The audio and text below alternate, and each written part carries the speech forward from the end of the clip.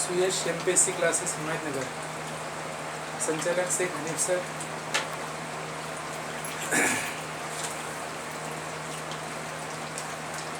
माझी हिमायतनगर आणि किनवट येथे MPSCची बॅच चालू आहे. गेल्या वर्षीची ही 7 महिने ते 8 महिने सलग बॅच चालली. या बॅचमध्ये आतापर्यंत राज्यशास्त्र हा विषय संपूर्ण संपलेला आहे. विशेषतः राज्यशास्त्रामधील कलम नंबर 1 ते कलम नंबर 395, भाग नंबर 1 ते भाग नंबर 22, तसेच परिशिष्टी 1 ते 8 आणि नवीन समाविष्टी केलेल्या 4, तसेच घटनादुरुस्ती क्रमांक 1 पासून ते घटनादुरुस्ती 103 पर्यंत हा सर्व भाग सविस्तररित्या M Laxmikant sir, Tukaram Jadhav sir, Ranjan Kolambe sir या सरांच्या पुस्तकांच्या संदर्भाच्या आधारे हा सर्व घटक मी आतापर्यंत सर्व शिकवणं झालेलं आहे. विशेषतः माझ्या अकॅडमीतील किंवा क्लासमधील जेही विद्यार्थी आहेत त्या सर्व विद्यार्थ्यांना या बाबी माहीत आहेत. त्या सर्व विद्यार्थ्यांनी घरीसुद्धा या लॉकडाऊनच्या काळामध्ये अभ्यास केलेला असेल किंवा अभ्यास करणं गरजेचं आहे. त्यामधील एक कलम सुद्धा मी त्या ठिकाणी सोडलेली नाही. कलमामधील उपकलम सुद्धा त्या ठिकाणी घेतलेली आहे. ती कलम कधी कमी करण्यात आली किंवा कधी समाविष्ट करण्यात आली या सर्व बाबींचा समावेश त्या नोट्समध्ये दिलेला आहे. म्हणजे इतक्या बारकाईने त्याचा अभ्यास लगभग 3 ते 3.5 महिने राज्यशास्त्र हा विषय मी शिकवलेला आहे. त्यानंतर इतिहास, विशेषतः अ वर्गासाठी इतिहास हा प्राचीन भारत, मध्ययुगीन भारत, आधुनिक भारत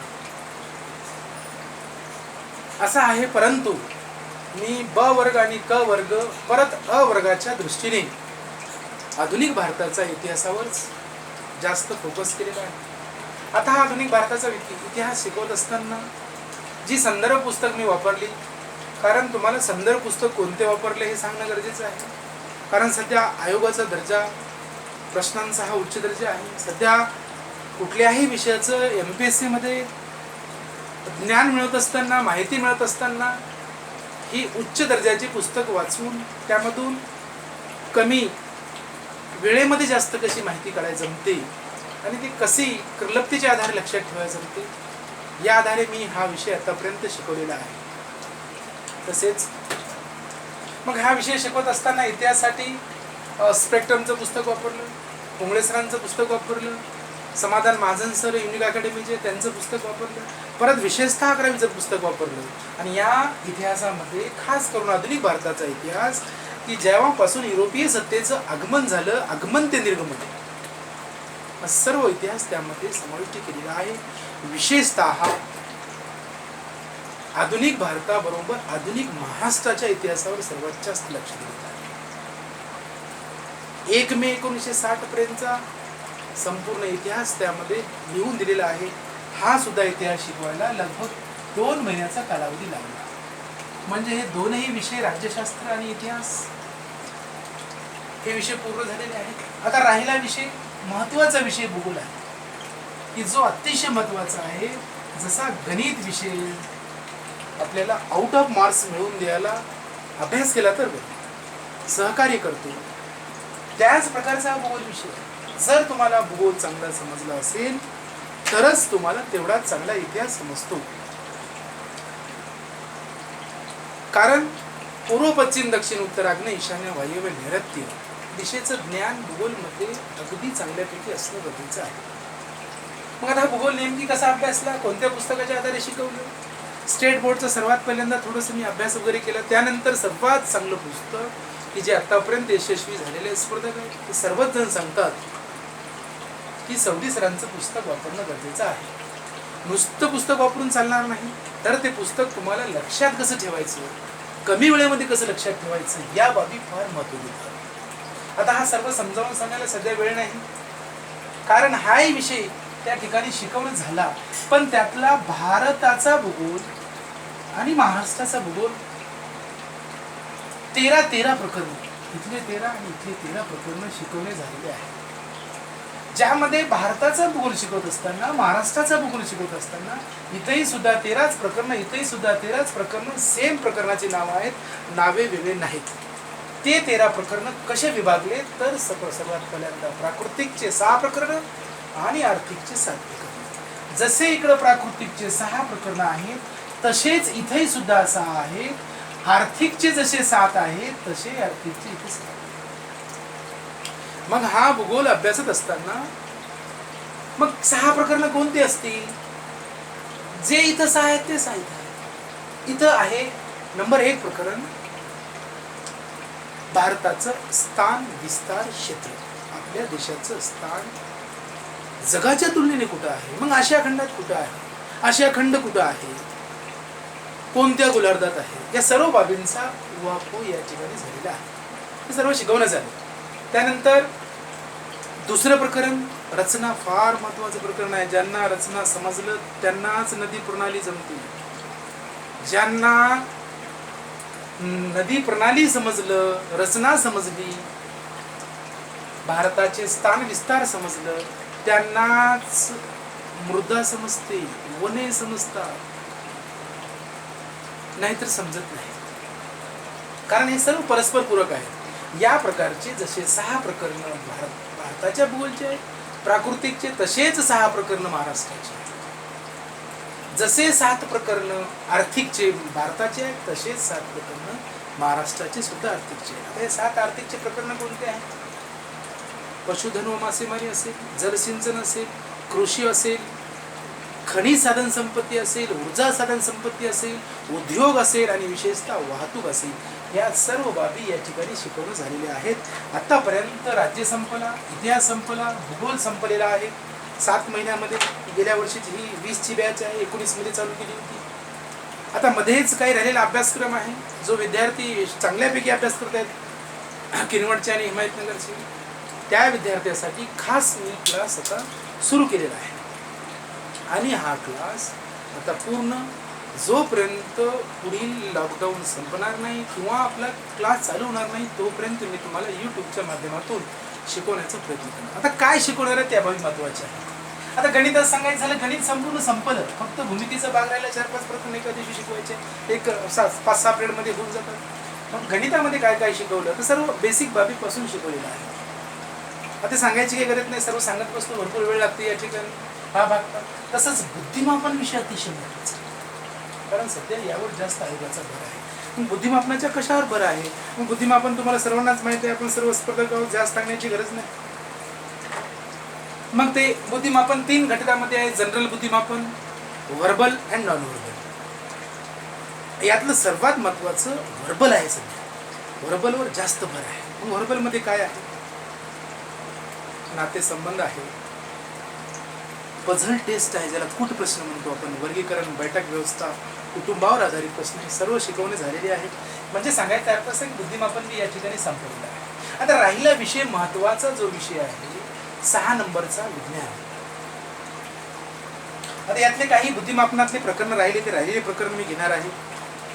हिमायतनगर आणि किनवटच्या विद्यार्थ्यांसाठी विशेष सूचना आहे की जे प्रकरण राहिले हे प्रकरण तुम्ही अभ्यासात करत असताना विशेषतः सर्व या क्लिप मी ज्या माझ्या चॅनलवर टाकत आहे त्या ठिकाणी तुम्ही नोट्स सर्व लिहून काढायचे आहेत. जसं आपण आतापर्यंत किनवटला आणि हिमायतनगरला क्लास घेत होतो त्याचप्रमाणे तुम्ही घरी डबल ते म्हणजे त्याप्रमाणे तुम्ही त्याचा अभ्यास करणं गरजेचं आहे. मग राहिलेले प्रकरण कोणते आहेत बुद्धिमापनाचे? एक आदान प्रदान राहिले, ज्याला इनपुट आउटपुट आपण म्हणतो. एक वेन आकृत्या राहिल्या, डायग्राम, ज्याला वेना डायग्राम म्हणतो आपण. त्यानंतर डायस राहिला, घन. आता घनामध्ये काय बघा, ज्याला फासा हिंदीमध्ये असं म्हटलं जातं. मग हा फासा कसा आहे? क्लोज डायस आहे, ओपन डायस आहे, सर्व शिकायचं आहे या ठिकाणी. त्यानंतर सामग्रीचा पुरेपण आपल्याला या ठिकाणी शिकायचं आहे. त्यानंतर सर्वात महत्त्वाचं आहे वॉटर इमेज, मिरर इमेज. हे मी तुम्हाला कमी वेळेमध्ये शिकवतो. आणि सर्वात महत्त्वाचं आहे बघा, व्हर्बलमध्ये आपल्याला पुढचं शिकायचं आहे स्टेटमेंट्स. आयोग सध्या भर सर्वात जास्त यावर देत आहे. म्हणून स्टेटमेंट्स मीन्स काय आहे? ही जी विधाने असतात, ज्यामध्ये ती विधाने 4 प्रकारची असतात. मग ते 4 प्रकार कोणकोणते आहेत?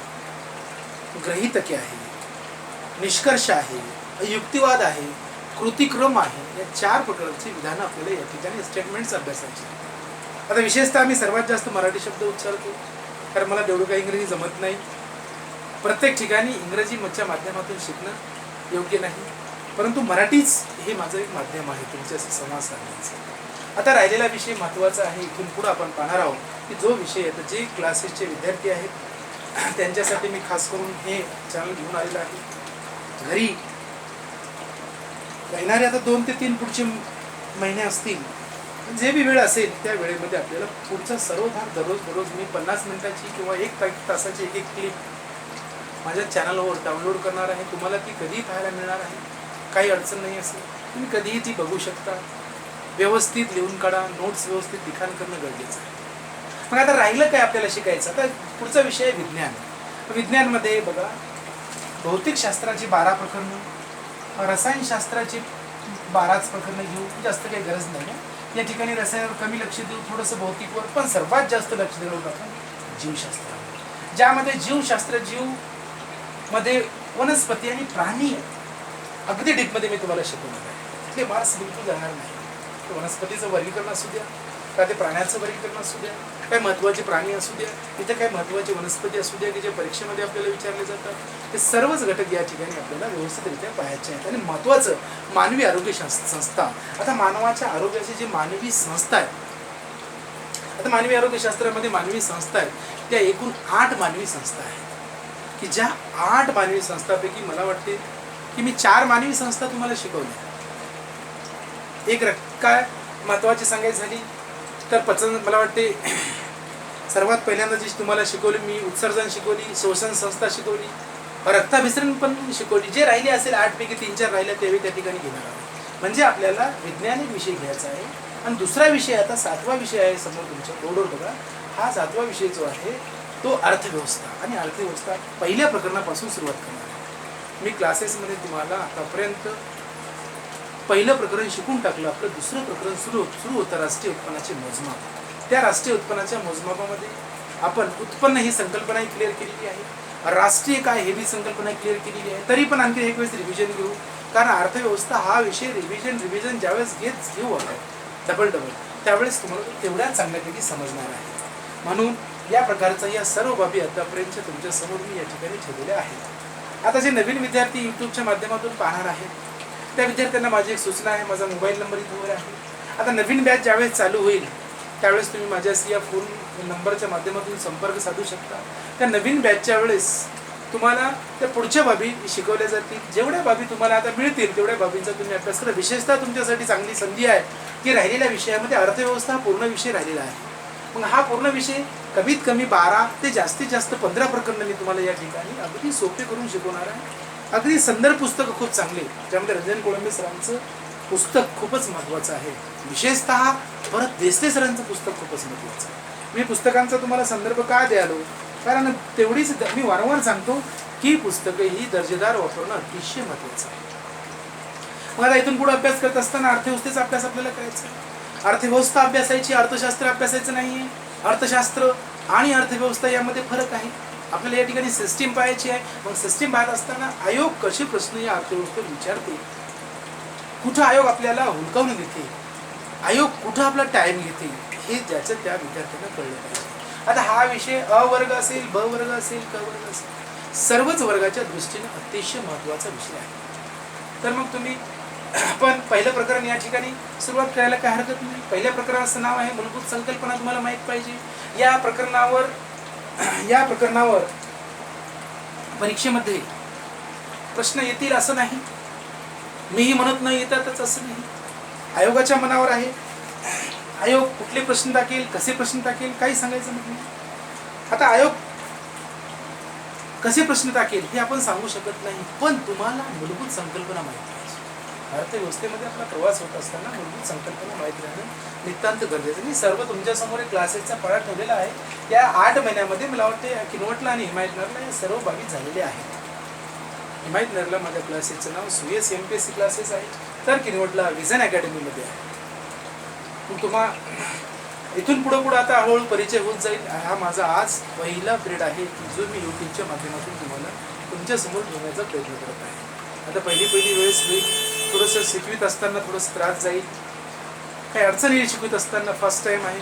पण ज्यावेळी दुसरी क्लिप होईल, तिसरी क्लिप होईल डाउनलोड, चौथी क्लिप डाउनलोड होत जाईल, जसं पुढं जाऊ तसं आणखी सुधारणा येणार आहे. काही काळजी करायची नाही. तुम्ही घरी बसल्या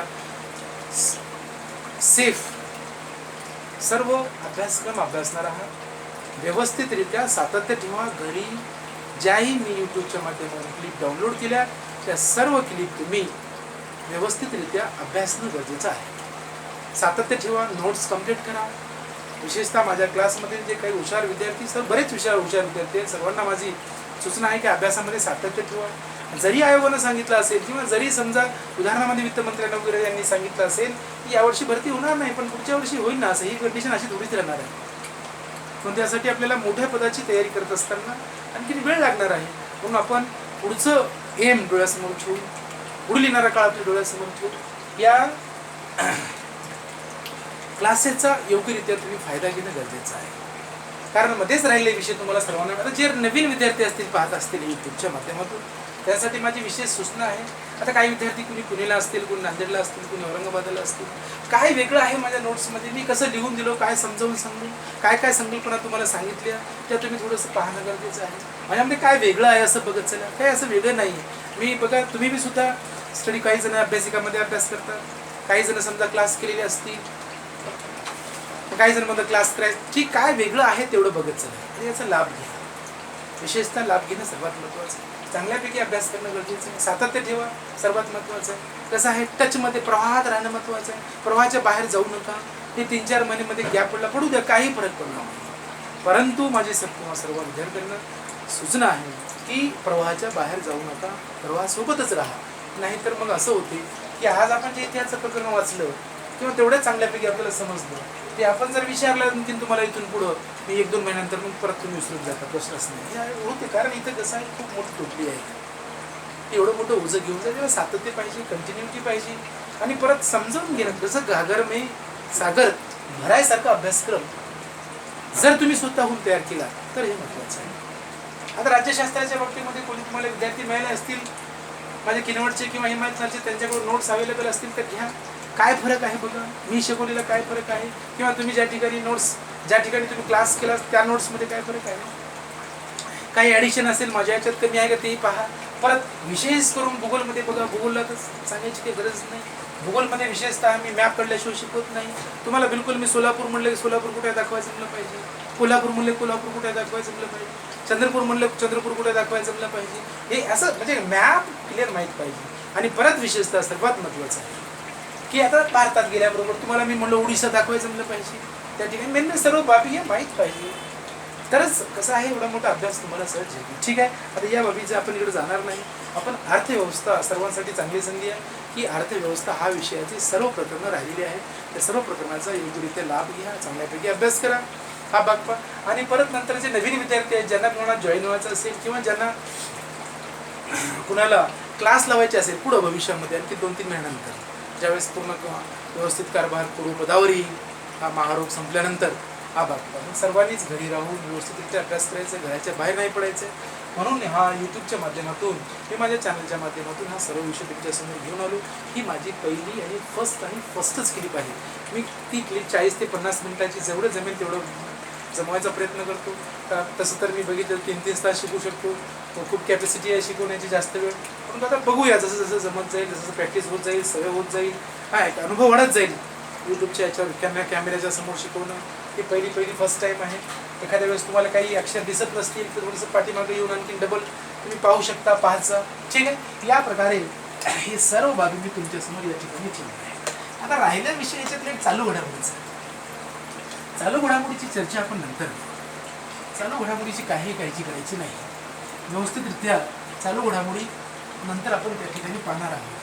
कसं आहे, परीक्षेच्या समोर हे महत्त्वाचे विषय आहेत, घ्यायचे म्हणून राहिला आमचे विषय क्लासेसमध्ये. कारण नक्की अर्थव्यवस्था मुळातच हा महत्त्वाचा विषय आहे. मग आता अर्थव्यवस्थेमध्ये काय काय शिकायचे आहे, कोणते प्रकरणं शिकायचे आहे, ते आता सांगायची काही गरज नाही. तरी पण महत्त्वाचे 10च प्रकरणं चांगले करा या ठिकाणी. 10च्या ऐवजी मी 15 शिकवून टाकतो तुम्हाला. भरपूर प्रॅक्टिस होते आपली, हे महत्त्वाचं आहे. मग यातलं पहिलं प्रकरण आपण या ठिकाणी बघणार आहोत, मूलभूत संकल्पना. मग मूलभूत संकल्पना पाहत असताना सर्वात महत्वाचं आहे की अर्थ व्यवस्था. व्यवस्थावर व्यवस्था, शास्त्र नाही. म्हणजे काय? माझा वर नंबर दिलेला आहे. या नंबरच्या माध्यमातून तुम्हाला काही जर अडचण असेल तर मला संध्याकाळून तुम्ही फोन लावून विचारू शकता. तुम्हाला काय अडचण, माझी शिकवण्याची स्पीड जास्त व्हायली का हे पण सांगत चालत रोज आणखी हळू सांगतो. पण सर्व व्यवस्थित घरी नोट्स तयार करायचं. किनवटच्या विद्यार्थ्यांना, हिमायतनाच्या विद्यार्थ्यांना सांगण्याची गरज नाही, त्यांना सवय झालेली आहे. त्यांच्याकडे सर्व लिखित नोट्स आहेत. जे विषय मी राज्य असेल, इतिहास असेल, भूगोल असेल, गणित असेल, बुद्धिमापन असेल, जे विषय मी तुम्हाला शिकवलेले आहेत. आभार. मग अर्थव्यवस्था बघायचं आपल्याला, अर्थशास्त्र पाहायचं नाही. आता ॲडम स्मिथ सरांनी अर्थशास्त्राची व्याख्या सांगितली, त्याची गरज नाही आपल्याला. मागणीची गरज नाही, पण मागणी माहीत पाहिजे. पुरवठ्याची गरज नाही, पण पुरवठा माहीत पाहिजे. आभार. परंतु इथं बघायचं आपल्याला अर्थव्यवस्था, सिस्टीम या ठिकाणी पाहायचं आहे. मग सिस्टीम पाहत असताना हे का पाहणं गरजेचं आहे? अर्थव्यवस्था पाहणं काय गरजेचं आहे? पण हा विषय का लावला असेल? आपण आपल्या देशामध्ये राहत आहोत. मग आपल्या देशाची आर्थिक व्यवस्था कशी आहे, कुठल्या स्तरावर आहे, मग जगामध्ये आपण कुठल्या अर्थव्यवस्थेच्या दृष्टीनं कसे आहोत, सक्षम आहोत का नाही आहोत, या सर्वांचा अभ्यास या विषयामध्ये केला जातो. म्हणून विषय आयोगानं आपल्याला अभ्यासणं गरजेचं आहे. आभार. मग अर्थव्यवस्था म्हणजे काय हे आपल्याला या ठिकाणी बघायचं आहे. आता सध्याच्या म्हणजे आधुनिक अर्थव्यवस्थेचं स्वरूप थोडंसं गुंतागुंतीचं आहे. राहू दे, असलं तरी काही फरक पडणार नाही. अर्थव्यवस्था म्हणजे काय हे 4 पॉईंट मी तुमच्या समोर ठेवतो. ते 4 पॉईंट कोणते आहेत बघा. नंबर 1 उत्पादन, नंबर 2 विभाजन. सांगायची काही गरज नाही, शब्दात त्याचा अर्थ आहे इथल्या इथेच. 3 नंबर महत्वाचा भाग आहे विनिमय. तर विनिमय काय सांगायची गरज आहे. 4 नंबर अतिशय महत्वाचं आहे उपभोग.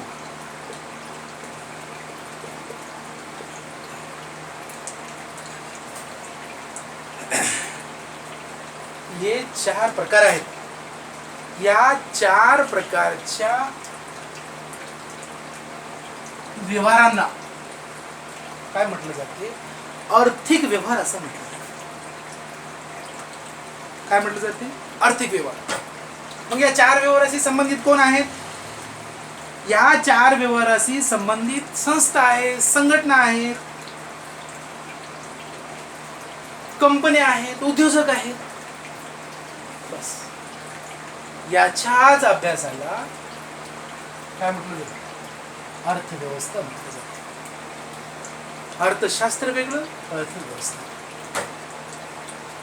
मग ही अर्थव्यवस्था पाहत असताना जगामध्ये अर्थव्यवस्था कशी आहे? मग जगातल्या अर्थव्यवस्था पाहत असताना जगामध्ये अर्थव्यवस्थेचे प्रकार किती आहेत हे पाहणं गरजेचं आहे. मग अर्थव्यवस्थाचे प्रकार मुळात जर बघितलं तर 2 आहेत. उत्पादन साधनांच्या मालकीनुसार वेगळा प्रकार पडतो आणि दुसरा प्रकार विकासाच्या अवस्थेनुसार. फार सोपं आहे हे बघा. मी काहीच नाही तुमच्या समोर, फक्त रंजन गुळांबे सरांचं पुस्तक अगदी सोप्या भाषेत मांडण्याचा प्रयत्न करणार आहे. वेगळं काहीच नाही. आपल्या भाषेत समजावून म्हणून सांगणारं वेगळं काय. आता राहिला या घटकांचा विषय. हे काय तुम्हाला माहित नाही? माहीत पाहिजे, नसतील तरी माहीत पाहिजे. शिकायचं आहे तुम्हाला मुळात काय काय आणि काय काय. आभार. मग काय आहे 4 घटक? आता उत्पादन म्हणजे काय सांग? उत्पादन तुम्हाला माहित पाहिजे आहे की नाही? कुठल्याही वस्तूचं उत्पादन होताना तो उद्योजक, ती कंपनी 4 बाबीचा वापर करून ती वस्तू उत्पादन करते, उत्पादक बनते. पण ते 4 बाबी कोणत्या आहेत? एक आहे भूमी, दुसरी आहे श्रम, तिसरी आहे भांडवल आणि चौथा आहे संयोजन. 4 बाबी. कुठे आता काय गरज धरायचं की आपण एक छोटेसे उद्योजक आहेत, आहोत असं प्रत्येकाने गृहीत धरायचं असतं. मग काय आहोत म्हणून गृहीत धरायचं की बाबा मी एक छोटासा सुईचा कारखाना केला, छोटासा प्लेटाचा कारखाना केला, छोटासा ग्लासचा कारखाना, कशाचाही धरायचं उदाहरण म्हणून गृहीत. त्यावेळेस तुम्हाला त्या ठिकाणी या 4 बाबीचा उपयोग घ्यावा लागतो आणि याच्याच आधारे वस्तूचं उत्पादन करावं लागतं. हे 4 म्हणजे कोण आहे? भूमी.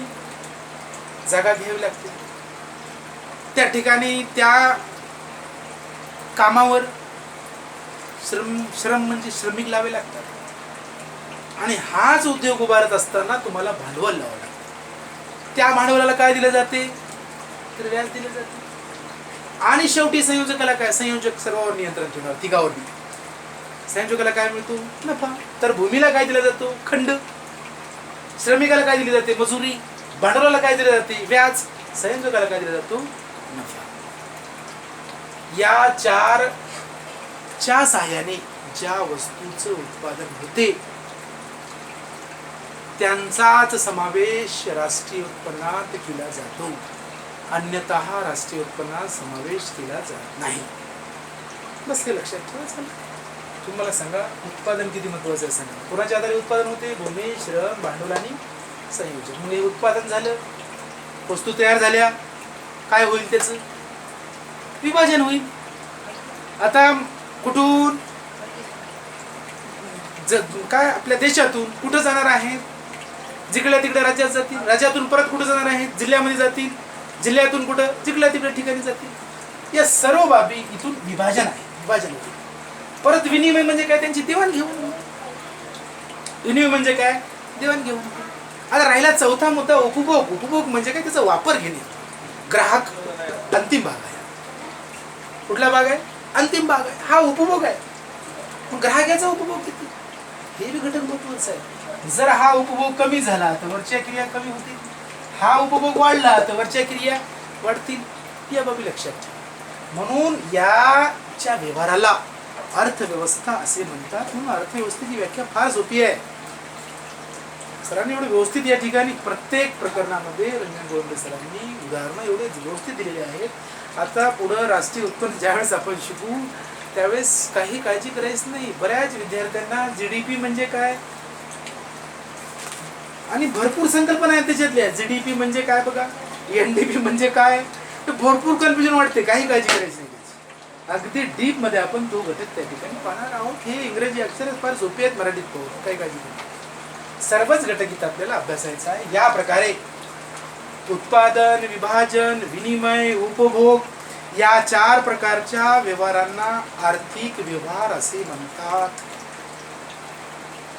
म्हणूनच या 4 व्यवहाराशी संबंधित असलेल्या संस्था, संघटना यांच्या एकत्रीकरणातून जी व्यवस्था निर्माण होते, यांच्या एकत्रीकरणातून जी व्यवस्था निर्माण होते त्याला अर्थव्यवस्था असे म्हणतात. मग या अर्थव्यवस्थेची व्याख्या तुमच्यासमोर मी सांगितली. काय लिहायची अर्थव्यवस्थेची व्याख्या? उत्पादन. उत्पादन कोणाच्या सहाय्याने होते? भूमी, श्रम, भांडवल आणि संयोजन. भूमीला काय दिले जाते? आणखी परत एक वेळेस खंड दिला जातो. श्रमिकाला काय दिले जाते? मजुरी दिली जाते. भांडवलाला काय दिला जातो? व्याज दिला जातो. संयोजकाला काय मिळतो? तो नफा मिळतो. संयोजक म्हणजे कोण? संयोजन करणारा, त्याचं नियोजन करणारा, नफा घेणारा. जेवढं ज्याचं नियोजन चांगलं असेल तेवढा त्याचा नफा चांगला असेल. नियोजनात धंद्यावर नसेल तर धंदा बुडणार आहे. प्रश्न बस या प्रकारचे या बाबी या ठिकाणी लक्षात. हे अर्थव्यवस्थेची व्याख्या. हे अर्थव्यवस्थेची व्याख्या या ठिकाणी आपण आतापर्यंत पाहिलेली आहे. आता आपण बघू अर्थव्यवस्थेचे प्रकार. व्याख्या समजली ना? प्रत्येक वेळेस सांगायची काही गरज नाही, थोडं हळू सांगतो बघा. आणखी एक वेळेस उत्पादन, विभाजन, विनिमय आणि उपभोग या 4 प्रकारच्या व्यवहारांना आर्थिक व्यवहार असे म्हणतात. म्हणूनच या 4 व्यवहाराशी संबंधित या 4 व्यवहाराशी कोणत्या? उत्पादन, विभाजन, विनिमय, उपभोग. याला क्रम आहे. नाही तर अगोदर विभाजन घेऊ नका, अगोदर विनिमय जमना, अगोदर उपभोग जमना. सुरुवातीला उत्पादन होईल, मग त्याचं विभाजन होईल, डिस्ट्रीब्यूट ज्याला म्हणू आपण, मग त्याचा विनिमय होईल, शेवटी काय घेतलं जाईल? त्याचं उपभोग. नाही तर अगोदर उपभोग आणशात सर्व काही चुकलं. याला बी क्रम आहे. हे क्रम लक्षात ठेवा. या प्रकारची ही व्याख्या आपण आतापर्यंत या ठिकाणी पाहिलेली आहे. आता पुढचा मुद्दा आहे अतिशय महत्वाचा. अर्थव्यवस्थेचे प्रकार आपण या ठिकाणी पाहणार आहोत. बघा, फार सोपे प्रकार आहेत. पण काय करतो, पुस्तक वाचत असताना सरांनी जे रंजन कोळंबे सरांनी जे चार्ट दिलेले आहेत बघा, कोपऱ्यामध्ये बऱ्याच ठिकाणी हे चार्ट दिलेले आहेत, तक्ते तयार करून दिलेले आहेत, ते आपण पाहत नाही. आपल्याला काय वाटतं, असं पाठ होऊन जो असं नाही होते. समजणं महत्वाचं, अर्थशास्त्र समजत जा, अर्थव्यवस्था फक्त समजत जा, समजणं अतिशय महत्वाचं आहे. मग आता इथून पुढचा भाग, अर्थव्यवस्थांचे प्रकार आपल्याला करायचे. आता हे अर्थव्यवस्थांचे प्रकार आहे ना, दोन, ठीक आहे, दोन हे आहेत बघायचे. दोन कोण आहेत घटक. एक आहे उत्पादक साधनांच्या मालकीनुसार. उत्पादक साधनांच्या मालकीनुसार फार इझी आहे, काही अवघड नाही. आणि दुसरं आहे विकासाच्या, जर प्रकरण संपलं एवढ्या याच्यावरच, विकासाच्या अवस्थेनुसार. आता आयोग तुम्हाला यावर प्रश्न विचारेल न विचारेल काही सांगायचं जमत नाही. आता आयोगाने नाही विचारलं म्हणून आपण सोडून द्यायचं थोडंच आहे. तुम्हाला माहित पाहिजे ना सर्व, की आपण भारतीय अर्थव्यवस्था अभ्यासात निघालो, जगात कशा प्रकारच्या अर्थव्यवस्था आहेत माहित पाहिजे ना, आपण कोणत्या अर्थव्यवस्था स्वीकार केला ते माहित पाहिजे. महत्वाचा भाग आहे. मी अगदी सोप्या ढोकळ मनामध्ये तुम्हाला हा सर्व विषय या ठिकाणी शिकवणार आहे. नाही समजलं आणखी मला फोनवर तुम्ही विचारायचं, सर हा कन्सेप्ट समजणं झाला, परत मला आणखी तुम्ही विचारायचं, हा घटक शिकवणं झाला पहिल्या प्रकरण किंवा हा भाग. मग थोडंसं व्यवस्थितरित्या हळुवारपणेच मी तुम्हाला या ठिकाणी हा घटक इथे शिकवत आहे. जरी मी स्पीडमध्ये सांगत असेल तरी तुम्ही आणखीन हळूवार सांगण्याचा प्रयत्न करेल. फर्स्ट क्लिप आहे मी बनवणारी ही. आता यानंतर बघा, उत्पादक साधन. उत्पादक आताच बघितलं आपण, उत्पादक म्हणजे काय, भूमी, श्रम, भांडवल आणि संयोजन हे साधनं यांच्या मालकीनुसार काय नाही. या ठिकाणी मालकी असली पाहिजे, त्याची मालकी आहे असं. या प्रकारच्या ह्या अर्थव्यवस्था, तीन अर्थव्यवस्था आहेत. कोणत्या तीन अर्थव्यवस्था आहेत? आपण अर्थव्यवस्थेची व्याख्या सांगायची काही गरज नाही. आता माहीत झालं अर्थव्यवस्था म्हणजे काय, खूप सोपं आहे, प्रत्येक वेळेस सांगायला. अर्थव्यवस्था म्हणजे उत्पादन, विभाजन, विनिमय, उपभोग या चार प्रकारच्या व्यवहारांना आर्थिक व्यवहार असे म्हटले जाते. या व्यवहाराशी ज्या संस्था, संघटना संबंधित असतात त्यांना अर्थव्यवस्था असे म्हणतात. एवढे या ठिकाणी तुम्ही थोडक्यात लक्षात ठेवा. आता हा भाग पहा, उत्पादन साधनांच्या मालकीनुसार. फार सोपा आहे, तर मालकी असते, मालकीनुसार आहे. हा बघ, मालकीनुसार म्हणजे कोणकोणती असणार आहे. नंबर 1 पहिले फार सोपं आहे, भांडवलशाही. दुसरी फार सोपी आहे, याच्यापेक्षा भांडवलशाहीपेक्षा दुसरी फार इझी आहे, समाजवादी. दोघांमध्ये इकडे जो भाग आहे तिकडे नाही, विरोधाभास आहे. आणि तिसरा आहे मिश्र, फार इझी आहे. मग आपल्या देशानं कोणत्या अर्थव्यवस्थेचा स्वीकार केला? जगात मुळात जर बघितलं ना तर उत्पादक साधनांच्या मालकीनुसार या तीन अर्थव्यवस्था आहेत. एक भांडवलशाही, भांडवलदार. दुसरं कोण? समाजवादी. हे फार महत्वाचं आहे. इथं कम्युनिस्टवाद, कोणता वाद येतो? कम्युनिस्ट. आणि इथं कोणतं आहे? मिश्र. या अर्थव्यवस्थेचा स्वीकार भारताने केला. भांडवलशाही मधलं, समाजवादामधलं जे चांगलं आहे, वाईट सोडलं, जे चांगलं आहे ते सर्व आपण कशामध्ये घेतलं? मिश्र अर्थव्यवस्था. मिश्र अर्थव्यवस्थेचा स्वीकार आपण स्वातंत्र्यानंतर सुरुवात केला. 1948 पासून आपण मिश्र अर्थव्यवस्थेचा स्वीकार केलेला आहे. आता काय काय होणार आहे? मग भांडवलशाही म्हणजे काय, समाजवादी अर्थव्यवस्था म्हणजे काय, थोडंसं मी तुम्हाला सांगतो. थोडंसं म्हणजे बरंच सांगू. सरांनी खूप 8 पॉईंट या ठिकाणी दिले. काही दोष बी दिले आहे ना. गुण असतात, दोष असतात, प्रश्नच नाही. हा भाग म्हणून गुण दोष वगैरे विचारत नाही तुम्हाला परीक्षेमध्ये, पण माहीत पाहिजे. माहीत राहणं सर्वात महत्त्वाचं आहे या ठिकाणी. मग आता हा घटक अभ्यासत असताना अगदी सोपा आहे. भांडवलशाही अर्थव्यवस्था म्हणजे काय, वेगळं नाही याच्यामध्ये. आता इथं तुम्हाला सांगा, उत्पादन साधनांच्या मालकीनुसार जे बी साधनं असतील ते साधनं काय शासनाचे असतील का भांडवलशाहीमध्ये, का त्या भांडवलदाराचे असतील? भांडवलदाराचे असतील. नावच आहे इथंच आहे याच्यामध्ये याची भांडवलशाही अर्थव्यवस्था. म्हणजेच सांगायचा अर्थ असा की ज्या अर्थव्यवस्थेत उत्पादनाची साधने खाजगी मालकाची असतात, खाजगी मालकाची असतात. वस्तू व सेवांचे उत्पादन खाजगी भांडवल, वस्तू आणि कोण सेवा, त्या थोडं दोन शब्द लक्षात ठेवा, वस्तू आणि सेवा आणि हा भाग पण, यांचे उत्पादन खाजगी भांडवलदारामार्फत होते व त्यांच्या किमती बाजार यंत्रणेकरवी बाजार यंत्रणामध्ये किमती ठरतात. बस अशाच अर्थव्यवस्थेला भांडवलशाही अर्थव्यवस्था अशी म्हणतात. जास्त लिहायचं नाही, काही गडबड करायची नाही, कन्फ्युज बी व्हायचं नाही. इथली सर्व उत्पादनाची साधनं खाजगी असतात, प्रश्नच नाही. वस्तू व सेवांचं उत्पादन त्या भांडवलदारामार्फत होते. मग ही अर्थव्यवस्था कुठं आहे? जपानमध्ये आहे, अमेरिकेमध्ये आहे ही अर्थव्यवस्था. हा हे अर्थव्यवस्था इथं आहे.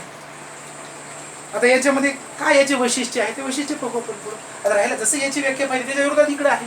आता इकडे खाजगी भांडवलदाराची साधनं असतात, वस्तू आणि सेवांचे उत्पादन खाजगी भांडवलदारामार्फत होते. तसं इथं होत असेल का? होत नाहीये. इथं कोणाचं? समाजवादीमध्ये काय असेल तर समाजवादीमध्ये फार सोपं आहे हा भाग, की ज्या अर्थव्यवस्थेत उत्पादनाची साधने सरकारी कशी असतात? सरकारी सार्वजनिक असतात, मालकीची असतात. वस्तू आणि सेवांचं उत्पादन विभाजन हे इथं सरकारमार्फत चालते. आणि या अर्थव्यवस्थेचा स्वीकार सध्या जगामध्ये किंवा या अर्थव्यवस्था कोणत्या देशामध्ये आहे तर उत्तर कोरिया आणि क्युबा, चीनमध्ये सुद्धा होती, आता नाही. चीनने समाजवादी अर्थव्यवस्थेला सोडलेला आहे किंवा सोडत आहे. चीनचा प्रवास सुद्धा भांडवलशाही अर्थव्यवस्थेकडे होत आहे. म्हणून चीन राहू द्या इथं, पण समजण्यासाठी सांगा. किम जोंग साहेब उत्तर कोरिया आणि क्युबा हे लक्षात ठेवा. आता या ठिकाणी ही समाजवादी अर्थव्यवस्था आहे. दोन्हीच्या व्याख्या फार सोपा, मिश्र सांगायची काही गरज नाही. भांडवलशाही मधलं चांगलं, समाजवादामध्ये चांगलं कोणी घेतलं? आपण चालेल. उत्पादन साधनांच्या माहितीनुसार चार्ट फार महत्वाचे. चार्ट समजलं बस झालं. थोडा सोपा घटक आहे. आता याची वैशिष्ट्य काय आहेत बघा, मी वाचून दाखवतो. भांडवलशाही अर्थव्यवस्थेची वैशिष्ट्य काय आहे आता सांगितलं मी. उत्पादनाच्या साधनांचा खाजगी मालकी हक्क, त्यांचा मालकी हक्क कसा असतो? साधनं कशी असतात? खाजगी मालकी हक्काची. पहिलं वैशिष्ट्य. दुसरं काय म्हणतात? उद्योग व व्यवसायाची निवड व त्यांची उभारणी या संबंधाचे निर्णय मालक स्वतंत्रपणे घेऊ शकतात, स्वतः घेतात. त्या भांडवलदारांना तसं स्वातंत्र्य आहे. इथं यांना बाजारपेठ असते, बाजारपेठेमध्ये यांचं प्राबल्य असते, पण तसं इथं नसते. इथं सरकारचं नियंत्रण नसते, यांचं प्राबल्य नसते. याच्या विरोधात इथं सर्व भाग समान हा भाग. त्यानंतर इथं ग्राहक सार्वभौम आहे. कोण सार्वभौम आहे? ग्राहक. भांडवलशाही अर्थव्यवस्थेमध्ये ग्राहक सार्वभौम असतात, कारण उत्पादक ग्राहकांच्या पसंतीनुसार. इथले जे उत्पादक असतात ना फार हुशार असतात. ग्राहकांना कसं लुटायचं हे त्यांना माहीत असतं, सांगायची गरज नाही. म्हणजे सांगायचा अर्थ असा की जे उत्पादक आहेत ना ते ग्राहकांच्या पसंतीनुसारच, ग्राहकालाच पसंत करायला लागतात. बाबू तू पसंत कर, तू म्हणल्यासारखी आम्ही वस्तू तयार करतो, त्या खिशातून काढाय तेवढे बरोबर पैसे आम्ही बाहेर काढतो, ते बरोबर काढतात पैसे. पण इथं तसं नसते या ठिकाणी. बघा आणखीन परत बाजारपेठेत इथं स्पर्धा असते, तिथं स्पर्धेत प्राबल्य नसते या ठिकाणी हा भाग. परत इथं अतिशय महत्त्वाचं हे मुक्त अर्थव्यवस्था आहे. कोणती अर्थव्यवस्था आहे? मुक्त. म्हणजे इथं कोणाचा हस्तक्षेप नसतो, सरकारचा हस्तक्षेप नसतो, पण इथं सरकारचा हस्तक्षेप असतो, म्हणून याला मुक्त अर्थव्यवस्था अशी म्हटलं जाते. किंवा याला हस्तक्षेप विरहित. आता ज्या ठिकाणी सरकारचा हस्तक्षेप नाही त्याला हस्तक्षेप विरहित अर्थव्यवस्था म्हणतात. ही भांडवलशाही अर्थव्यवस्थेचं वैशिष्ट्य आहे. पण इथं नाही आहे तसं, सरकारचा हस्तक्षेप असतो. कोणी मुक्त अर्थव्यवस्था हे एखाद्या वेळेस विधान असं आयोग विचारला जाऊ शकतो. आयोग विधानं विचारते, मग आयोग विधानं विचारल्यानंतर ती विधानं आपल्याला समजली पाहिजे. हा भाग या प्रकारचं आपण हे भांडवलशाही आणि समाजवादी अर्थव्यवस्था या ठिकाणी पाहिली आहे हा भाग. आणि परत काय म्हणते या ठिकाणी येथे नफा मिळवणे. इथं नफा मिळवणे हा उद्देश असतो, इथं नफ्याचा उद्देश नसतो समाजवादीमध्ये, इथं नफा मिळवणे उद्देश असतो. हे महत्त्वाचं या ठिकाणी लक्षात ठेवा. आता सांगायचा अर्थ असा की यांचे दोष काय आहे इथं. तर दोष वगैरे की घ्यायची काही गरज नाही, तुम्हाला समजते त्यावर सर्व माहीत झाले असते. हा भाग सहज समजणं गरजेचं आहे. इथं व्यापारी चक्र असते, तेजी मंदी येत जाते भांडवलशाहीमध्ये, पण समाजवादीमध्ये तसं काही तेजी मंदी वगैरे येत नाही. तर सरकारचं नियंत्रण असते, पण फार सोपं आहे. मला सर्व काही विचार. आता भांडवलशाही आता म्हणजे भांडवलदारांचं प्राबल्य आहे. भांडवलदार कोणी सांगनुसार वस्तू तयार करतील? ग्राहक. मग इथं कसं आहे? हस्तक्षेप नाही कोणाचा, हस्तक्षेप विरहित अर्थव्यवस्था आहे, मुक्त अर्थव्यवस्था आहे. ग्राहकांना ज्या वस्तू पसंत पडतात तसं त्यांनी काय वस्तू तयार करतात, त्याप्रमाणे त्यांनी नफा कमवतात. इथं नफा कमवणे हा उद्देश आहे, पण इथं नफा कमवणे उद्देश नाही. त्या दोघांची तुलना करा. मिश्र अर्थव्यवस्था बाजूला ठेवा, तिथं आपण पाहणारच आहोत आपल्या प्रश्नच नाही. मग तो भाग या ठिकाणी आपल्याला या ठिकाणी क्लिअर करायचा आहे. फार सोपा घटक आहे. आता पहिली वेळेस कमी मी वेळेच्या क्लिप मी या ठिकाणी तयार करणार आहे. नंतर जसं वेळ वाढत जाईल तसं पुढे मग जमेल तसं जेवढा वेळ मिळत जाईल तेवढ्या क्लिप मी माझ्या चॅनलवर टाकण्याचा जास्तीत जास्त प्रयत्न करणार आहे. हा भाग पहा. या प्रकारे आपण या ठिकाणी हा घटक आतापर्यंत पाहिलेला आहे. आता लिहायचं कसं या नोट्स तुम्ही घ्यायचं. नोट्स लिहिण्यासाठी आता पुढच्या क्लिपमध्ये मी तुम्हाला लेखीसहित सांगणार आहे की या प्रकारचं तुम्ही याच्यामध्ये लिहा. जसं तुम्ही तो घटक त्या ठिकाणी लिहिणं गरजेचं आहे. आता बघा पुढं आपल्याला मिश्र अर्थव्यवस्था आपल्याला भारताची या ठिकाणी बघायची आहे. त्यानंतर अर्थव्यवस्थेचे क्षेत्र फार सोपं आहे. जसं इथं आहे ना उत्पादन. आता इथं हे तर जास्त अभ्यासाची गरज नाही. विकासाची अवस्था काय विकासाची अवस्था आहे अर्थव्यवस्थेच्या दोनच आहेत. कोणत्या दोन आहेत. एक विकसित अर्थव्यवस्था. दुसरी कोणती आहे विकसनशील. अविकसित म्हणू नका. काय नाही सांगायची गरज नाही. एमपीएससीच्या विद्यार्थ्यांना लक्ष. विकसनशील म्हणजेच विकासाकडे काय करत आहे मार्गक्रम करीत आहे. त्याला काय म्हणायचं विकसनशील अर्थव्यवस्था असं म्हणायचं. मग ही अर्थव्यवस्थेत कोण येते. अमेरिका येते, जपान येते, ब्रिटन यामध्ये येतो, जर्मनी येतो, फ्रान्स यामध्ये येतो. मग विकसनशीलमध्ये कोण येते. आपण येतो विकसनशील. आपण कोणीकडे प्रवास करत आहोत विकसितकडे प्रवास करत आहोत. आपण आणखी विकसितमध्ये आलो नाही. आपण विकसनशीलमध्ये आहोत. यांच्या खूप मागं आहोत. त्यांनी खूप आपल्यापेक्षा समोर आहे. हा भाग. या ठिकाणची दारिद्र्य वगैरे फक्त दारिद्र्य पुढं पाहायचं आपल्याला. कसं मोजतात अमेरिकेमध्ये. आपल्याकडे दारिद्र्य कसं मोजतात. आपल्या इकडे पोटावर मोजतात. खायला किती लागते, किती कॅलरी लागते. 2100 कॅलरी, 2400 कॅलरी. इकडे दारिद्र्य अमेरिकेमध्ये, जपानमध्ये, जर्मनीमध्ये, फ्रान्समध्ये हे दारिद्र्य खाण्यावर मोजले जात नाही. तर इकडे दारिद्र्य त्याच्याकडे किती कार आहेत, एसी घरी आहे की नाही आहे, पोटाचा विषय नसतो तिथं. हे असं म्हणलं. या प्रकारच्या या विकसित आणि विकसन याच्या बाबतीत काही विचारलं जाणार नाही परीक्षेमध्ये. पण इथं थोडंसं लक्षात ठेवा की आपण ज्यावेळेस अर्थव्यवस्था अभ्यासणार आहोत मग आपली अर्थव्यवस्था कुठे यायला लागली. मिश्र अर्थव्यवस्थेमध्ये आपला समावेश व्हायला लागला. मग आपण मिश्र अर्थव्यवस्थेमध्ये समावेश होत असताना मिश्र अर्थव्यवस्था आपण कधीपासून सुरुवात केली. स्वातंत्र्य मिळाल्यानंतर दुसऱ्या वर्षापासून 1948 पासून सुरुवात केली. पण आपल्या अर्थव्यवस्थेने आता मिश्र अर्थव्यवस्था सुद्धा सोडली म्हणजे पूर्ण सोडलेली नाहीये. आता मिश्र पासून आपण मुक्त अर्थव्यवस्थेकडे कोणीकडे प्रवास करत आहोत. मुक्त अर्थव्यवस्था फार महत्वाचा घटक आहे. आणि ही मुक्त अर्थव्यवस्था कधीपासून सुरू झाली तर 1991 पासून.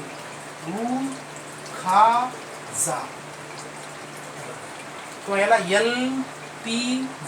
LPG विचारलं होतं आयोगाने. याचं फुल फॉर्म विचारलं होता राज्यसेवेमध्ये. LPG मीन्स लिबरलायझेशन, प्रायव्हेटायझेशन आणि जी मीन्स पुढे पाहू आपण पुढच्या घटकामध्ये. तो घटक आपल्याला त्या ठिकाणी बघायचा आहे. या प्रकारे हा उदारीकरण. जी मीन्स ग्लोबलायझेशन. जी मीन्स काय ग्लोबलायझेशन. उदारीकरण, खाजगीकरण, जागतिकीकरण. या प्रकारे उखाजा याचा अर्थ होतो. म्हणून आपण कधी 1991 पासून आणि याची पुरस्कृती याची सुरुवात जर कोणाच्या काळात झाली असेल तर ते आपल्या देशाचे पंतप्रधान मनमोहन सिंग. त्यावेळेस ते पंतप्रधान नव्हते. त्यावेळेस ते वित्तमंत्री होते. आणि त्यांच्या जोडीला पंतप्रधान होते PV नरसिंहराव. यांच्या काळामध्ये 1991 पासून मुक्त अर्थव्यवस्थेला सुरुवात झाली. आता पुढे आपण ज्यावेळेस पंचवार्षिक योजना पाहू त्याच्यामध्ये सर्व घटक हा येणार आहे. खूप डीपमध्ये आपण तो घटक त्या ठिकाणी पाहणार आहोत. काही काळजी करायची नाही. हा भाग हे एवढं नॉर्मल बाबी आहे तिकडे. आता हे लक्षात ठेवा थोडक्यामध्ये त्या दोन अर्थव्यवस्था समाजवादी आणि भांडवलशाही. सांगा मग भांडवलशाही अर्थव्यवस्था म्हणजे कोणती. की ज्या अर्थव्यवस्थेमध्ये ज्या अर्थव्यवस्थेमध्ये की साधनं ही कशी असतात खाजगी मालकाची. खाजगी इकडे सरकारचं सर्व नियंत्रण इकडं असते का. हस्तक्षेप असतो कोणाचा नसतो. म्हणून मुक्त अर्थव्यवस्था, हस्तक्षेप विरहित अर्थव्यवस्था असं म्हटलं जाते. या ठिकाणी इकडे हस्तक्षेप असतो. हा भाग म्हणजे काय आता काय दोष आहेत भरपूर. या बाबी पहा काही दोष तुम्हाला मेन दोष सांगतो. इथं आर्थिक सत्तेचे केंद्रीकरण, आर्थिक व सांपत्तिक विषय. इथं काय सांगितलं जाते की विषमता मोठी होईल. आता भांडवलशाहीमध्ये काय होईल. या अर्थव्यवस्थामध्ये काय होते की जे श्रीमंत वर्ग आहे ते श्रीमंतच होत जातो. जो गरीब आहे बिचारा तो गरीबच राहतो. या प्रकारच्या क्रिया इथं होतात. परंतु समाजवादामध्ये अशा प्रकारची क्रिया होत नाही. तर समाजवादामध्ये काय व्यक्ती स्वातंत्र्याचा लोभ होतो. इथं व्यक्ती स्वातंत्र्य काय होते, लोप होते. आता व्यक्तीला स्वातंत्र्य दिल्यामुळे त्याच्या आजचे असणारे जे गुण आहेत ना, ते गुण इथं बाहेर येतात, पण इथं येत नाहीत. त्याने किती जरी हुशार असेल तर त्याने सर्वाला समसमान वाटून घ्यावं लागतं. समजा 10,000 आहेत का, सर्वांचं समसमान वाटून घ्या, इथं ठरलं आहे तसं, पण इथं नाही आहे. त्याच्या गुणवत्तेनुसार त्याला पैसे मिळणार आहे. या बाबी इथं महत्त्वाचे लक्षात ठेवा. परत असा कथा गुणदोष आहे, छोटे मोठे गुणदोष, तेवढ्या काही गुणदोषची या ठिकाणी आपल्याला गरज नाही. हा भाग पहा, इकडे तेजीमध्ये जे चक्र तयार होते, इकडे तेजीमध्ये चक्र तयार होत नाही, पण सोपे सोपे घटक आहे. हे अर्थव्यवस्थाचे प्रकार आपल्याला उत्पादक साधनांच्या मालकीनुसार आणि विकासाच्या अवस्थेनुसार. उत्पादक अर्थव्यवस्थेचे प्रकार उत्पादक साधनांच्या मालकीनुसार महत्त्वाचे आहे. भांडवलची अर्थव्यवस्था, समाजवादी अर्थव्यवस्था आणि मिश्र अर्थव्यवस्था या 3 अर्थव्यवस्थेचे आहेत. तर विकासाच्या अवस्थेनुसार विकसित अर्थव्यवस्था आणि त्यानंतर विकसनशील अर्थव्यवस्था हे आपल्याला या ठिकाणी बघायचं आहे. हा भाग पहा. तर विकसित अर्थव्यवस्था सरांनी उदाहरण दिलेली आहे. रंजन कोळंबे सरांनी USA, UK असेल, मी आताच विचारलं, जर्मनी असेल, फ्रान्स असेल, जपान असेल, ऑस्ट्रिया असेल, हे सर्व विकसितमध्ये येतात. तर आपण विकसनशीलमध्ये बघा, या ठिकाणी दक्षिण अमेरिकेतील बहुतेक देश, दक्षिण अमेरिकेमध्ये जे आहेत, पेरू आहे, उरुग्वे आहे, ब्राझील आहे. हे आहे बघा, सगळ्याचा मॅप माहीत असेल तर तेव्हा चटकन लक्षात येते. या ठिकाणी श्रीलंका असेल, पाकिस्तान असेल, हे सर्व कुठे येतात, विकसनशीलमध्ये येतात. त्यांचा विकास झालेला नाही, आपण इकडेच येतो या ठिकाणी. हा भाग माहिती थोडक्यात लक्षात या ठिकाणी ठेवा. आता यानंतर महत्त्वाचा आणखीन बघायचं आपल्याला की अर्थव्यवस्थेची क्षेत्रे. इथं एखादा प्रश्न आयोग विचारल्या जाऊ शकतात. आता अर्थव्यवस्थेचे क्षेत्रे आपल्याला या ठिकाणी अभ्यासत असताना ते क्षेत्रे सुद्धा 2 प्रकारे आहेत. एक व्यवसायानुसार पडतात, तर दुसरं मालकीनुसार पडतात. जसं इथं आहेत ना उत्पादन साधनांच्या मालकीनुसार, तर दुसरा इकडे आहे कोण आहे, विकासाच्या अवस्थानुसार आहे ना, उत्पादन साधनांच्या भांडवलशाही, समाजवादी आणि मिश्र अर्थव्यवस्था. म्हणून हे थोडक्यात या ठिकाणी लक्षात ठेवा. या प्रकारे हा इथं अर्थव्यवस्थेचे प्रकार, हा कन्सेप्ट इथं आपल्याला क्लिअर झालेला आहे. आता पुढचा कन्सेप्ट आपल्याला बघायचा आहे की अर्थव्यवस्थेची क्षेत्रे. काय बघायचं आहे, अर्थव्यवस्थेची क्षेत्रे. एक व्यवसायानुसार, तर दुसरं काय बघायचं आहे आपल्याला, मालकी हक्कानुसार. या ठिकाणी बघा, फार सोपं आहे. क्षेत्रे तुम्हाला बी मला वाटते 6वी 7वी 8वी 9वी 10वीला होती. प्राथमिक क्षेत्र, द्वितीय क्षेत्र, तृतीय क्षेत्र, चतुर्थ क्षेत्र. एक नवीन आला आता पंचक्षेत्र. अगोदर नव्हतं पंचक्षेत्र, पण पंचक्षेत्र सुद्धा या ठिकाणी आलेलं आहे. त्यानंतर मालकी हक्कानुसार बघा, मालकी हक्कानुसार फार सोपं आहे. सार्वजनिक क्षेत्र, खाजगी क्षेत्र, संयुक्त क्षेत्र, सहकार. तर सहकारची काय व्याख्या आहे थोडंसं बघायचं आहे आपल्याला. सहकार इथे व्यवस्थित पाहायचं आहे, बस एवढंच या ठिकाणी पहिल्या प्रकरणामध्ये महत्त्वाचे हे 2च भागामध्ये विभागणे. एक अर्थव्यवस्थेचे प्रकार आणि दुसरं अर्थव्यवस्थेची क्षेत्रे. मग अर्थव्यवस्थेचे प्रकार म्हणले की उत्पादन साधनांच्या मालकीनुसार, विकासाच्या अवस्थेनुसार. उत्पादन साधनांच्या मालकीनुसार म्हटलं की भांडवलशाही, समाजवादी आणि मिश्र अर्थव्यवस्था. आणि विकासाच्या अवस्थेनुसार म्हटलं विकसित आणि विकसनशील अर्थव्यवस्था. बस हे झाले अर्थव्यवस्थांचे प्रकार. आता यानंतर आपल्याला काय अर्थव्यवस्थेचे क्षेत्रे या ठिकाणी बघायचे आहेत. हे सर्व लिहून देतो नंतर हळूहळू पुढच्या क्लिपमध्ये, किंवा किनवटला हे सर्व काही लिहून दिलेलं आहे किनवटच्या पॅचेसमध्ये. हा भाग आता बाकी कोणी पाहणार आहेत क्लिप, काही विद्यार्थी पाहतील, त्यांना सुद्धा नंतर हे क्लिप लिहून दिल्या जातील. हिमायतनगरच्या विद्यार्थ्यांना नाटक झालेला नाही आहे, त्यांच्यासाठी सुद्धा हे परत लिहून देऊ, सर्व व्यवस्थित ते लिहून देणार आहे, काही काळजी करायची नाही. आता आज तर पहिला पिरियड आहे, पहिलं प्रकरण आहे, पहिल्यांदा यूट्यूबवर मी शिकवत आहे. आता तर सुरुवात झाली कुठेतरी आहे ना. हा भाग पहा, म्हणजे तुम्ही कसं आता सुरुवात करू आपण इथून पुढे. जसं मला प्रॅक्टिस होत जाईल, सराव होत जाईल जास्तीत जास्त, मग पुढे अनुभव येत जाईल जास्तीत जास्त. आणि बोलण्याची इथं कसं आहे, क्लासमध्ये बोलणं, मुलासोबत बोलणं याची सवय आहे आपल्याला. 8-9 वर्षाचा अनुभव आहे. पण कॅमेऱ्यासमोर बोलणं, यूट्यूबसमोर, यूट्यूबवर आपल्याला ते अपलोड करायचं आहे, कॅमेऱ्यासमोर बोलणं यात फरक आहे. कारण तसं आता हळूहळू त्या क्रिया त्या ठिकाणी एकांतवास असतो, एकट्यामध्येच बोलणं याही बाबी महत्त्वाच्या असतात. तिथे विद्यार्थी असतात आहे ना. हा भाग पहा, विद्यार्थ्यामध्ये बोलणं ते वेगळी बाबी आहे. म्हणजे या प्रकारचे कन्सेप्ट होत असतात, तर सर्व शिकावं लागतं. कारण याची सवय करणं आता गरजेचं आहे. कारण पुढचे 2 महिने किंवा 2.5 महिने आपल्याला बिलकुल या माझ्या यूट्यूबच्या माध्यमातून तुम्हाला अभ्यास करायचा आहे. काही काळजी करू नका, सर्व व्यवस्थित नोट्स लिहून देतो, सर्व लिहून देणं होऊन जाते. एक तास जरी मी तुम्हाला अर्थव्यवस्था दररोज शिकवलं 2 महिन्यामध्ये, सर्व 12 ते 15 प्रकरण एकदम फाईनल होऊन जातात. आणि परत दुसऱ्या 1 तासामध्ये आपण दुसरा एखादा विषय घेऊ, एक तर विज्ञान घेऊ किंवा बाकी काही एखादा विषय, जगाचा भूगोल बी राहिला ते बी शिकवायचं आहे तुम्हाला, पर्यावरण पण राहिलं ते पण घेऊन टाकू, काही काळजी करू नका. हा भाग पण सातत्य ठेवा, घरी व्यवस्थित अभ्यास करा. आणि ज्या प्रकारे आपण आतापर्यंत क्लासमध्ये शिकलेलो आहोत त्यात सातत्य ठेवा. घरी जास्तीत जास्त प्रश्नपत्रिका सोडवा. आता सोडवायला काही हरकत नाही. राज्यशास्त्रामध्ये काही अडचण असेल तर मला परत परत विचारत जायचं.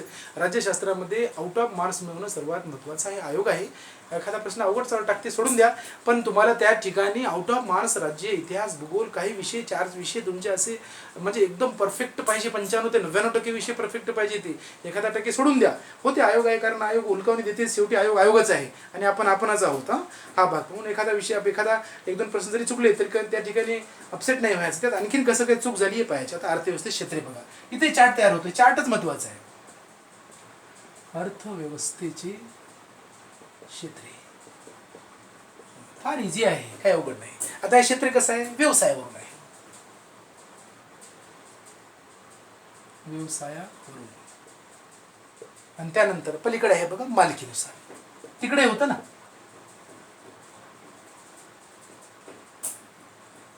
तिकडे काय होतं, उत्पादन साधनांच्या मालकीनुसार. इथे आली मालकी. विकासाच्या अवस्थेनुसार, इथं व्यवसायानुसार आहे. हे महत्वाचं आहे. याच्यावर एखादा प्रश्न येऊ शकतो आहे ना. हा भाग मग व्यवसायानुसार काय, आता अर्थव्यवस्थेचे क्षेत्रे आहेत. क्षेत्रे पाहणं गरजेचं आहे, फार महत्वाचं आहे. त्याच्यात काय आहे बघा, एक प्राथमिक क्षेत्र, प्राथमिक क्षेत्र, द्वितीय क्षेत्र, सिरियल नंबरच आहे, तृतीय क्षेत्र, चतुर्थ क्षेत्र आणि हे नवीन आलं आता, अगोदर नव्हतं आता आलंय, पंचक्षेत्र. आता इकडे काय, मालकीनुसार फारच सोपं आहे. सार्वजनिक क्षेत्र. आता सार्वजनिकची काय व्याख्या सांगायची गरज आहे? सार्वजनिकची व्याख्या सांगायची काही गरज आहे का? का गरज नाही? कारण सार्वजनिक म्हणजे ज्या क्षेत्रावर सर्वांचा अधिकार आहे. एवढं सोपं आहे, हे लिहायची काही गरज नाही याच्यातलं. हे पण समजणं महत्वाचं आहे. हे आता हे एवढं सोपं आहे बघा, किती लवकर तुम्हाला समजून जाईल. आता ज्या विद्यार्थ्यांना समजलं असेल त्यांनी बघावं. काही नवीन नवीन असेल ते पाहत जा. हा भाग पहा. काय ॲडिशन असेल ते बी करायला सांगा, मी ॲडिशन करतो. हा भाग पण इथं सार्वजनिक क्षेत्र, त्यानंतर खाजगी. खाजगी काय सांगायची गरज आहे?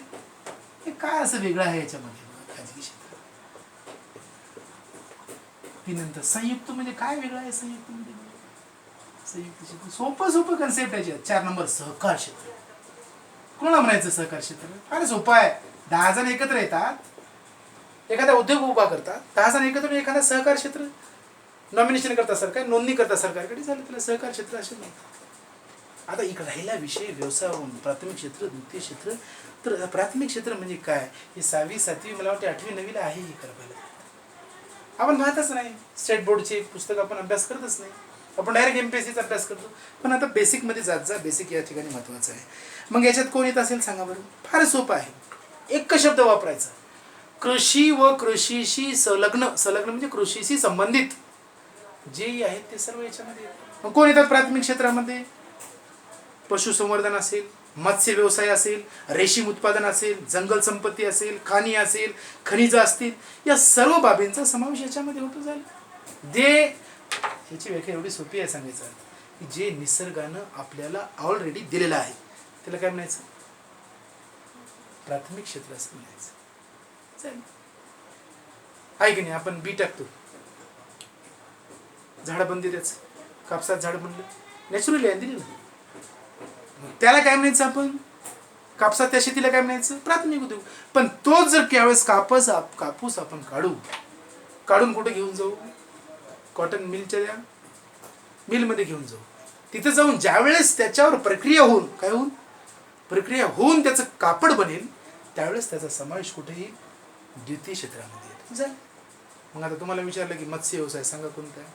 नैसर्गिक देण आहे की नाही? नैसर्गिक देण आहे. मग मत्स्य व्यवसायाला काय म्हणायचं? प्राथमिक क्षेत्र. किती सोपं प्राथमिक? सोपं प्राथमिक क्षेत्र म्हणजे कृषी आणि कृषीशी संलग्न खाणकाम प्राथमिक मध्ये नॅचरली आहे. निसर्ग आपल्याला द्यामध्ये प्राथमिक. द्वितीय कोणाला म्हणायचं? खूपच सोपं द्वितीय, काय अवघड नाही द्वितीय. हा भाग प्राथमिक क्षेत्रातून प्राप्त वस्तूवर, या प्राथमिक मधून ज्या वस्तू प्राप्त होतात आपल्याला, शेती असू द्या, शेतीशी संबंधित असू द्या, ज्या वस्तू असू द्या, त्या वस्तू प्राप्त होतात. त्या प्राप्त झालेल्या वस्तूवर प्रक्रिया करून दुसऱ्या प्रकारच्या तयार केल्या, दुसऱ्या प्रकारच्या वस्तू तयार केल्या जातात. काय केल्या जातात? तयार केल्या जातात. त्यांना उद्योग क्षेत्र, यांना उद्योग क्षेत्र म्हणतात. याला कृषीशी संबंधित, त्याला कृषी लिहायचं. त्याला काय लिहायचं? उद्योग लिहायचं. एवढं सोपं आहे. मग किती अवघड आहे. तिसरं तर लई सोपं आहे. सेवा. मग सेवा म्हणजे कोणते? सर सेवा म्हणजे काय? सेवा माहीत पाहिजे आपल्याला. काही विद्यार्थ्यांना सेवा माहीत नसतात. सर सेवा म्हणजे काय? हा बघ, व्यापार, वाहतूक, दळणवळण, संरक्षण, प्रशासकीय, व्यावसायिक हे सर्व सेवा आहेत. सेवा किती सिरियल नंबर आहे? कृषी, उद्योग, सेवा. पण चतुर्थ मध्ये काय येत असेल? खूप सोपं आहे. चतुर्थ मध्ये बौद्धिक क्षमता. चतुर्थ मध्ये काय येत असेल? बौद्धिक क्षमता येते या ठिकाणी, आहे ना. म्हणजे बौद्धिक क्षमता या ठिकाणी आपली बुद्धिमत्ता किती आहे हे महत्वाचं आहे. आणि हेच बुद्धिमत्ता ज्या वेळेस अनेक बुद्धिमान मंडळी एका ठिकाणी येतात आणि मोठा निर्णय घेतात, त्याला नाव दिलं पंचक्षेत्र. काय नाव दिलं? पंचक. हा प्रकार नाहीये पण आता मानायला लागली. बस या प्रकारे आपण व्यवसायावरून प्राथमिक क्षेत्र, द्वितीय क्षेत्र, तृतीय क्षेत्र, चतुर्थ क्षेत्र, पण या प्रश्न आलेला आहे प्रश्नपत्रिकेत. आयोगाने बऱ्याच वेळेस प्रश्न विचारलेला आहे. ब वर्गाला विचारला, क वर्गाला विचारला, आला सुद्धा हे आलेला. असं झालेलं आहे. जोड्या लावा, दोन जोड्या लावा. आता प्राथमिक म्हणजे काय? कृषी आणि कृषीशी संबंधित. द्वितीय म्हणजे कोण? उद्योग. तृतीय म्हणजे कोण? सेवा. सिरियल नंबर आहे. चतुर्थ म्हणजे कोण? बौद्धिक क्षमतेशी. असं बस या प्रकारचे हे घटक. आता सार्वजनिक क्षेत्र काय सांगायची गरज आहे काय? सर्वांचा अधिकार. खाजगी म्हणजे खाजगीच त्याचं. संयुक्त म्हणजे कोण? 4-5 एका ठिकाणी येणे, त्यांना संयुक्त असं आपण या ठिकाणी म्हणायचं. हा भाग की या क्षेत्राला उद्योग व्यवसायावर सरकार तसेच खाजगी व्यक्ती, इथं दोन्ही करून सरकार पण खाजगी पण, हे काही एवढं महत्त्वाचं नाही. सरकार काय करायचं? सरकार 10 व्यक्ती, 9 जण, 10 व्यक्ती एका ठिकाणी येणं. सहकार क्षेत्रामध्ये काय? 10 व्यक्ती एका ठिकाणी येणं. आणि संस्थांचा उद्योग समाज म्हणजे सहकारी क्षेत्र हा खाजगी क्षेत्राचा एक प्रकारचा आहे. खाजगी क्षेत्राचा खरं बघितलं पण 5-10 जण एकत्र येतात, 10 जण एकत्र येतात आणि उद्योग सुरू करतात. त्यांना काय म्हणायचं? सहकार क्षेत्र असं म्हणायचं. आणि पण आज या सहकार क्षेत्राची नोंद शासनाकडे असली पाहिजे. आता तर या सहकार क्षेत्राला, सहकार्याला घटनात्मक दर्जा मिळालेला आहे. 97 घटना दुरुस्ती या ठिकाणी झालेली आहे 2011 मध्ये. यासाठी स्पेशल भाग नंबर काय 9ब समाविष्ट करण्यात आलेला आहे घटनेमध्ये. हा भाग कलम नंबर 243 मध्ये हा घटक समाविष्ट केलेला आहे. आपण त्या राज्यशास्त्रामध्ये या ठिकाणी पाहिलेलो आहोत. हा भाग पहा. या प्रकारे इथं आतापर्यंत हे अर्थव्यवस्थेचे क्षेत्र म्हणजे मोजकं सांगायचं तर या प्रकारे प्रकरण आपण इथं पाहिलेलं आहे. पहिलं प्रकरण एवढं सोपं आहे. काय आहे पहिलं प्रकरण? अर्थव्यवस्था चे प्रकार. उत्पादन साधनांच्या मालकीनुसार, विकासाच्या अवस्थेनुसार. उत्पादन साधनांच्या मालकीनुसार अर्थव्यवस्थेचे 3 प्रकार पडतात: भांडवलशाही अर्थव्यवस्था, समाजवादी अर्थव्यवस्था आणि मिश्र अर्थव्यवस्था. तर विकासाच्या अवस्थेनुसार विकसित अर्थव्यवस्था आणि विकसनशील अर्थव्यवस्था. तर अर्थव्यवस्थेचे जे क्षेत्रे आहेत त्या क्षेत्रामध्ये अर्थव्यवस्थेच्या क्षेत्राचे सुद्धा 2 प्रकार पडतात. एक व्यवसायावरून तर दुसरं मालकी हक्कावरून. मग व्यवसायावरून म्हटल्याबरोबर प्राथमिक क्षेत्र ज्याच्यामध्ये कृषी आणि कृषीशी संबंधित, तसंच द्वितीय क्षेत्र उद्योगाशी संबंधित, आणि तृतीय सेवा, आणि चतुर्थ बौद्धिक क्षमतेशी, आणि पंचक अनेक बुद्धिमान एकत्र येणे एक मोठा निर्णय घेणे, त्याला पंचक क्षेत्र असे म्हटले जाते. यात सुद्धा सरांनी सर्वात शेवटी एवढे जबरदस्त 7 प्रश्न विचारलेले आहेत. खूपच चांगले आहेत की सर्व या प्रकरणाचा सार आपला कंप्लीट होतो. हे झालं बेसिक. यावर आला तर प्रश्न येतो, प्रश्न येईल असं नाही. या प्रकरणावर थोडा सोपा घटक या ठिकाणी आपण आतापर्यंत पाहिलेला आहे. आता याच्या बाबतीत नोट्स लिहून देण्याच्या बाबतीत उद्याला मी तुम्हाला याचे नोट्स संपूर्ण लिहून देतो. ठीक आहे. या प्रकारे हा घटक थोडक्यामध्ये इथं पहिलं प्रकरण मूलभूत संकल्पना संपलेली आहे.